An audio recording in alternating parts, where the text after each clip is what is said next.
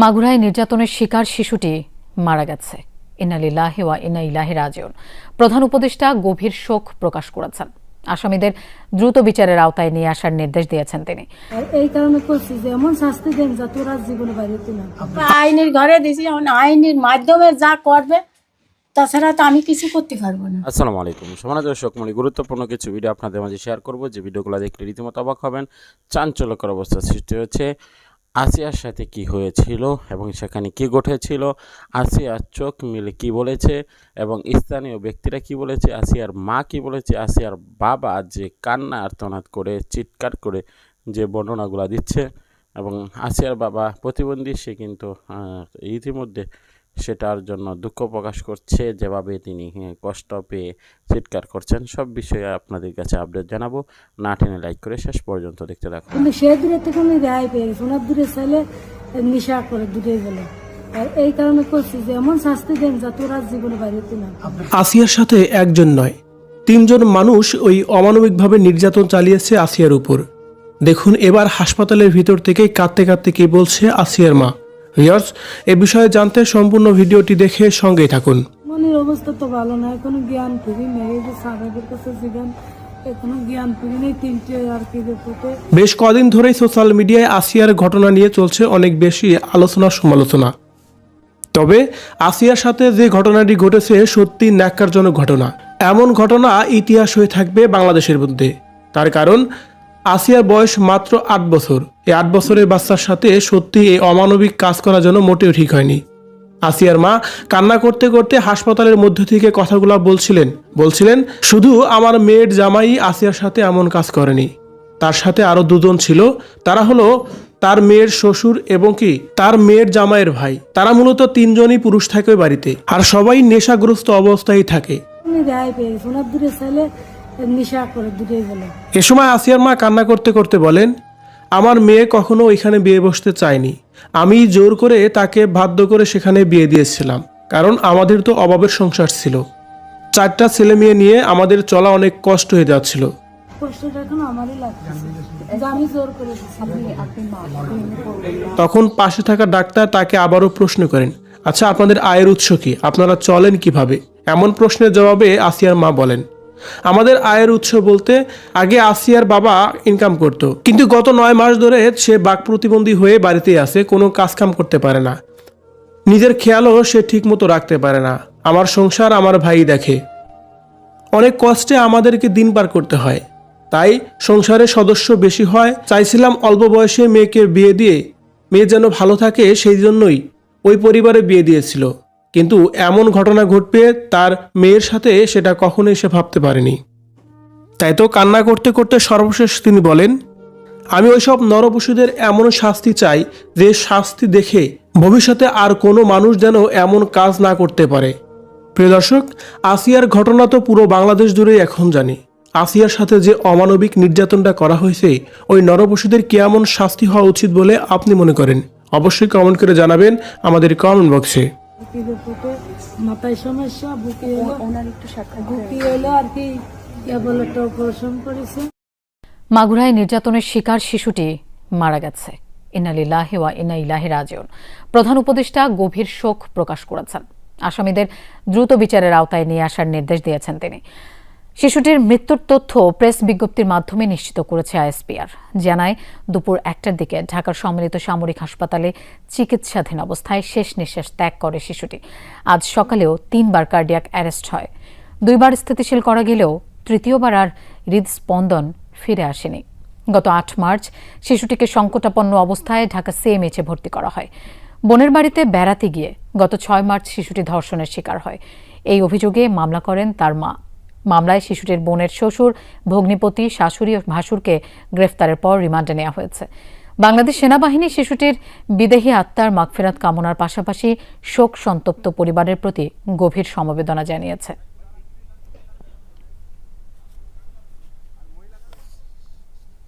দর্শক, এ ব্যাপারে আরো জানবো। আমাদের সাথে যোগ দিচ্ছেন সহকর্মী ভাস্কর ভাদুরী। ভাস্কর, আইএসপিআর কিছুক্ষণ আগেই শিশুটির মৃত্যুর খবর নিশ্চিত করেছে। এই ব্যাপারে নতুন কোনো তথ্য আছে কিনা আপনার কাছে?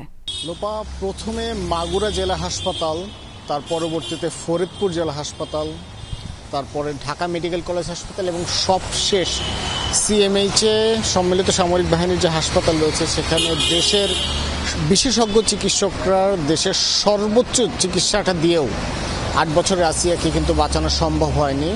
না ফেরার দেশে আসিয়া চলে গেছে এবং পুরো দেশবাসীকে এক করে তার উপরে যে নৃশংসতা হয়েছে সেই নৃশংসতার বিষয়ে অনেক প্রশ্ন রেখে আসিয়া কিন্তু এই পৃথিবীর মায়া ত্যাগ করেছে। স্পেয়ারের পক্ষ থেকে বলা হয়েছে দুপুর আজ 1টায় আসিয়ার মৃত্যুর খবরটি তারা নিশ্চিত করেছেন। এবং আমরা যদি গতকালের ঘটনাটার দিকে লক্ষ্য করি, লোপা গতকালও আসিয়ার 3বার তার হার্ট অ্যাটাক হয়েছিল এবং স্ট্রোক হয়েছিল এবং পরবর্তীতে আজকে সকালে কিন্তু আরও 2বার এই একই ধরনের তার শরীরের যে সমস্যা সেই নানা ধরনের জটিলতার মাঝে এই সমস্যাগুলো দেখা যায়। এবং সবশেষ তাকে সিপিআর পদ্ধতিতেও ট্রাই করা হয়েছিল, যে সিপিআর পদ্ধতি দুপুর 12টার সময় ট্রাই করার পর তার একবার জ্ঞান ফিরেছিল, কিন্তু সবশেষ যে স্ট্রোকটি হয়েছিল সেখানে সিপিআর পদ্ধতি ট্রাই করার পরে কিন্তু তার আর জ্ঞান ফিরেনি। মূলত আসিয়ার এই যে বিষয় এবং আসিয়ার যে ধর্ষকরা ছিল তাদেরকে 4 জনকেই কিন্তু আইনের আওতায় নিয়ে আসা হয়েছে এবং তার মৃত্যুকে এত ছোট শিশুর উপরে এবং অমানসিক নির্যাতনকে কেন্দ্র করে পুরো দেশের মানুষ কিন্তু সরব হয়ে উঠেছিল। সকলে একটি প্রত্যাশা ছিল যে আসিয়া যেভাবেই হোক পৃথিবীতে সাধারণ জীবন ফিরে পাবে এবং রাষ্ট্রের উচ্চ পর্যায় থেকে শুরু করে একদম নিম্ন শ্রেণীর মানুষ পর্যন্ত সকলেই কিন্তু তার জন্য দোয়া করেছেন, প্রার্থনা করেছেন, কিন্তু তাদের সকলকে কাঁদিয়ে কিন্তু আসিয়া না ফেরার দেশে চলে গেছেন। তো আসিয়া যে প্রশ্নগুলো রেখে গেছেন যে এই বাংলাদেশের বিভিন্ন ধরনের যে নারী নির্যাতনের ঘটনাগুলো ঘটছে সেই নারী নির্যাতনের ঘটনাগুলো থেকে আদৌ নারীরা কবে মুক্ত হবে, মূলত সেই প্রশ্ন রাখার পাশাপাশি তিনি সামাজিক যে নিরাপত্তা সেই বিষয়গুলো হয়তো আসিয়ার এই মৃত্যুর মাধ্যমে পুরো দেশের মানুষের সামনে ফুটে আসবে।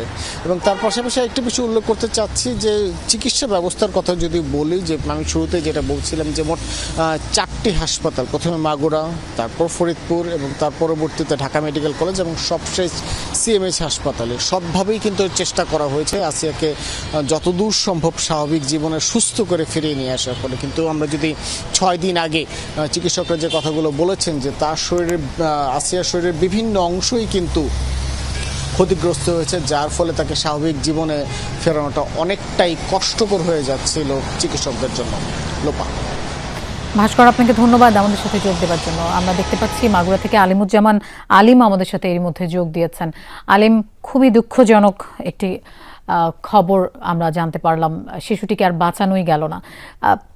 আসামিদের কি অবস্থা, এই মামলার তদন্ত কাজ কত দূরে গিয়েছে, আসামিরা কিছু বলেছে কিনা, আপনি এই ব্যাপারে কোনো তথ্য আছে কিনা সেটা একটু জানতে চাই। লোপা, আসলেই খুবই দুঃখজনক ঘটনা। আজ কয়েকদিন ধরেই কিন্তু মাগুরায় এই একটি বিষয় নিয়েই কিন্তু মানুষের মুখে সবসময় কিন্তু এই শিশুটিকে নিয়েই তারা কথা বলছিল। তো আমরা যতদূর জেনেছি, পুলিশের সাথে কথা বলেছি আমরা, আমাদেরকে যেমনটি জানিয়েছে যে আসামি 4 জনই কিন্তু এখন পুলিশ রিমান্ডে রয়েছে। বাংলার প্রধান আসামি যে হিটু শেখের 7 দিনের রিমান্ড চলছে, তার সাথে তার ওয়াইফ জায়েদা বেগম এবং তার 2 ছেলে সজীব এবং রাতুলেরও কিন্তু রিমান্ড চলছে। তবে এখন পর্যন্ত তারা কিন্তু রিমান্ডের সেরকম কোনো তথ্য দেয়নি, পুলিশ আমাদেরকে এমনটি জানিয়েছে।